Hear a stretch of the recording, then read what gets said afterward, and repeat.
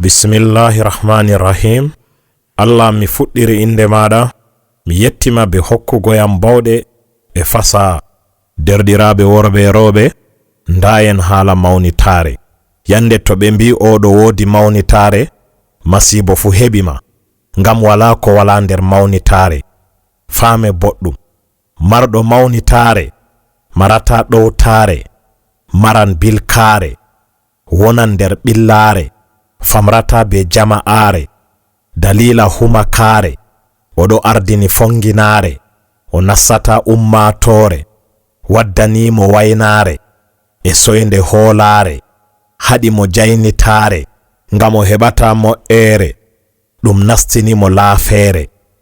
Marɗo mawnitaare maran yawaare, maran ƴaggaare, hollete maɗaare, waɗante sahaare, hollete yofaare, maran fasikaare, maran fakitinaare, tumsey naafikaare. Marɗo mawnitaare maran majjeere e maɓɓaare, marɗo mawnitaare maran ha'inaare e hunayre dow fewre, o hisata nyo'ere, o hisata feloore, o heɓata manore, tumsey toñaare e toskaare. Allah reenu en be mawnitaare, ngam ɗum nyawmangu.